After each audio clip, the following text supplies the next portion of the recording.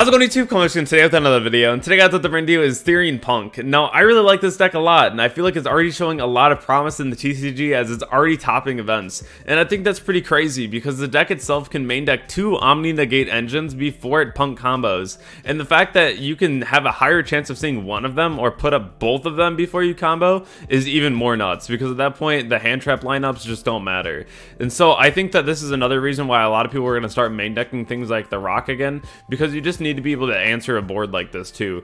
I think that this deck is really cool. You start seeing a lot of people who are doing like the Calamity engine. I think that engine's very bad in this deck because I feel like it just promotes more cheese wins and it loses to things like Droplet, which everyone's already main decking anyways. So I think that there's just a lot of reason to just not go for that engine, because I think that doing the more consistent lines where you actually have like Omni Negates on the board is just a lot better.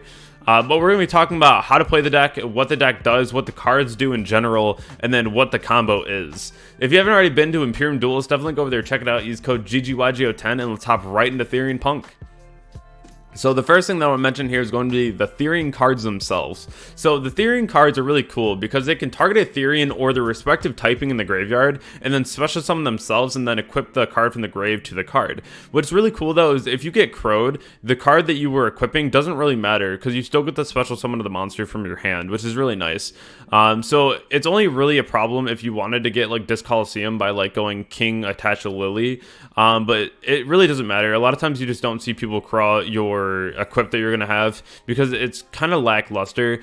It's really cool though because a lot of these cards, the fact that if you equip the other one, they just gain so much value, because if you have like the Therion King Regulus and then you target the Lily, then you can go Lily pitch itself from the equip side, and then you can go ahead and add Disc Coliseum and add Reaper, and then you can go like Reaper plus Red Rose engine and a Baron as well. So there's a lot of really cool plays that you can do, and that's why like the Therion cards just complement the deck so well, especially because you're already milling so many cards that like you almost always have these live in your deck. The other thing too is the fact that they're 8s also just comes up a lot. So like if you're playing like Hulk, you can go like Hulk into Formula after you use like a Regulus Negate and like get rid of the equip, and then you can go ahead and go into like a Baron even on your opponent's turn if you need to. So these are all very, very strong. The Regulus being an Omni Negate, the Lily being the Searcher for the spell or trap, and then the Reaper, if it's equipped to either of these, or even if it has an equip to it as well, you can bounce a spell or trap Therion to your hand and then compulse a card your opponent controls on their turn, which is really insane too. I feel like that effect would have been better if like Prank Kids were still a deck, but at the same time I still feel like it's pretty relevant to where we're at right now, especially if you run into like a lot of rogue decks like Salad that really care about a monster being on the board, right?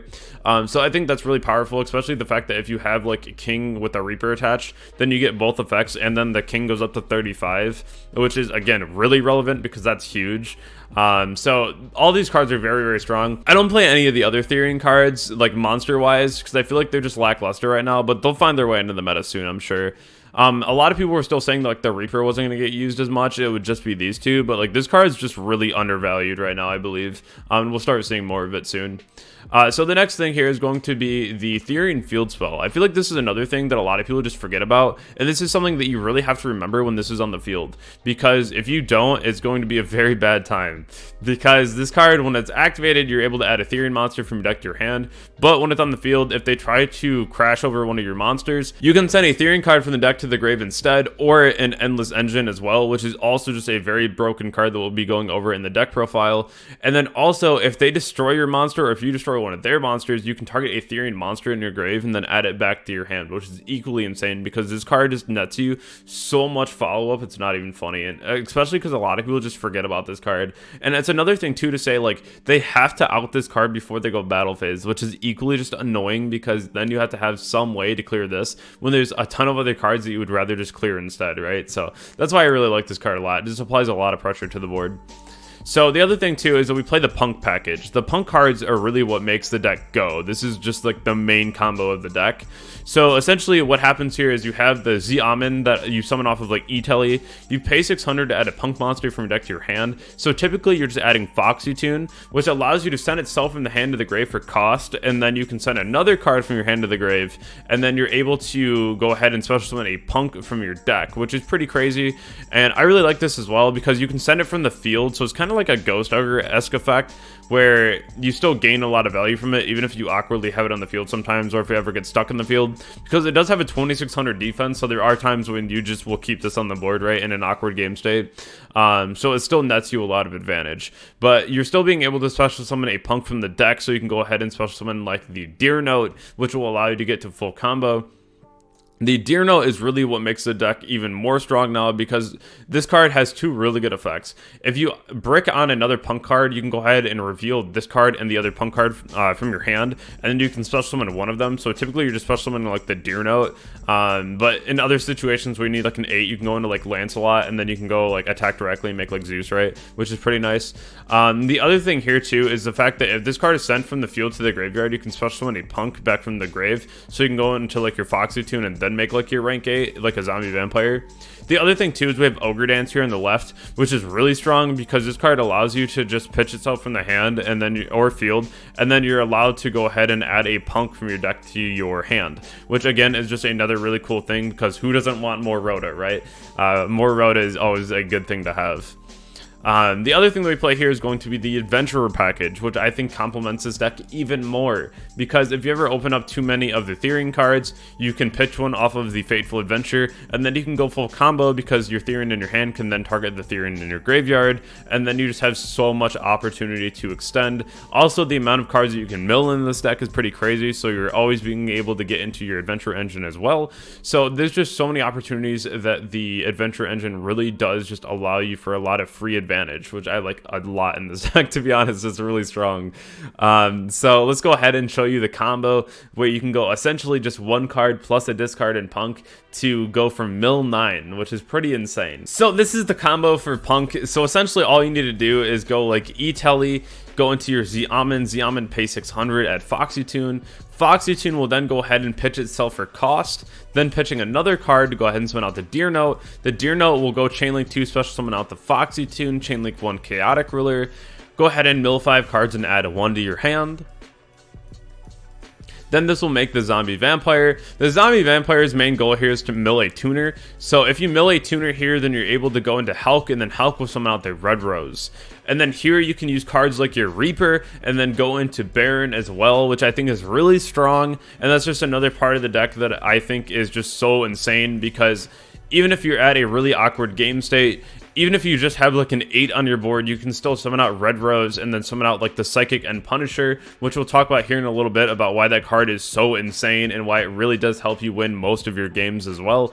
And then you can go Red Rose combo, which is still really nice for the deck. And again, playing 4 engines in one deck, the ban list really didn't kill the piles, and I'm here for it, you know? Like, I really like the pile decks. I think that they're really creative.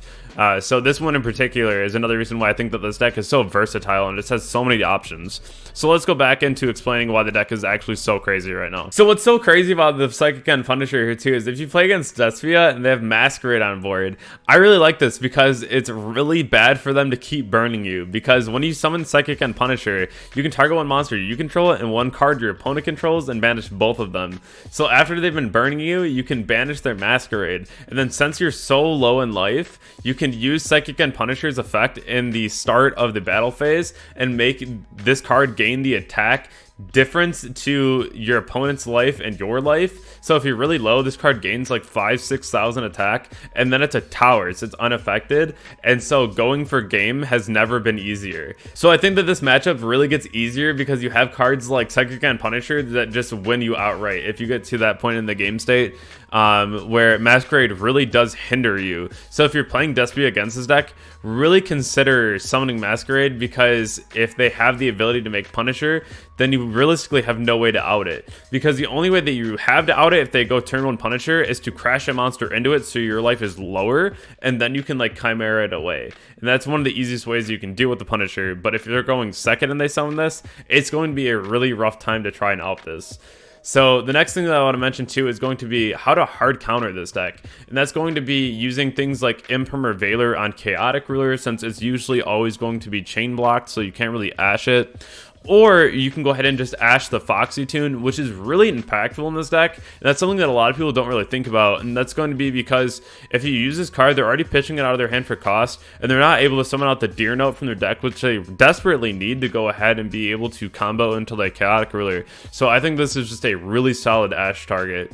The other thing too is using Droll against this deck. Droll against this deck is just GG in the chat. This is something where they search so much that like Droll actually just harms this deck so hard. So if you have Droll on your side, this is going to be be all end all, one of the best hand traps that you can use against this deck in general. So moving on to the list, there's a lot of really cool things that I want to discuss here. One being the fact that you have so many ways to combo that the deck can realistically open up any hand and find some way to combo. It's very similar to Dragon. It's like my friend Austin always says, is that in Dragon, there's always a line for combo, which I think is true. And it's the same with this deck too. So just essentially another thing too that I saw actually in someone else's list, I'm not even going to take credit for Recover. The rest of it is mine, but like Recover is actually just really smart because if you control 5 or less cards in your extra deck compared to your opponent, then you can go ahead and special summon it and then use the token plus that to make Net Beast. And it's just a very free matchup against a lot of decks.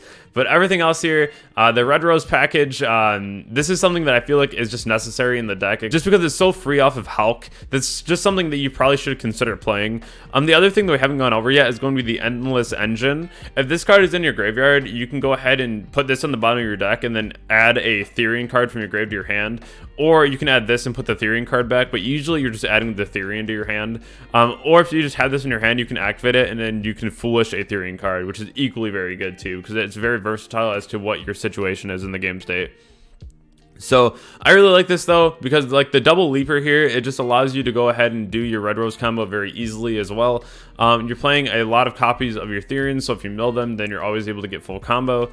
And then again, just being able to play like the Lancelot too and go attack directly into your Zeus play going second, equally just very strong because you play so many copies of 8s in this deck too, especially since like the Lily and the Regulus are both 8 as well. You just have a lot of free opportunity to be able to extend. And then even still playing the Red Rose too, you got to consider the fact that you're already playing Griffin, so like that's just another way into Baron if you need to as well. I like this deck a lot. Again, I think that it has a lot of promise, and this is going to be something that you will see a lot moving up soon.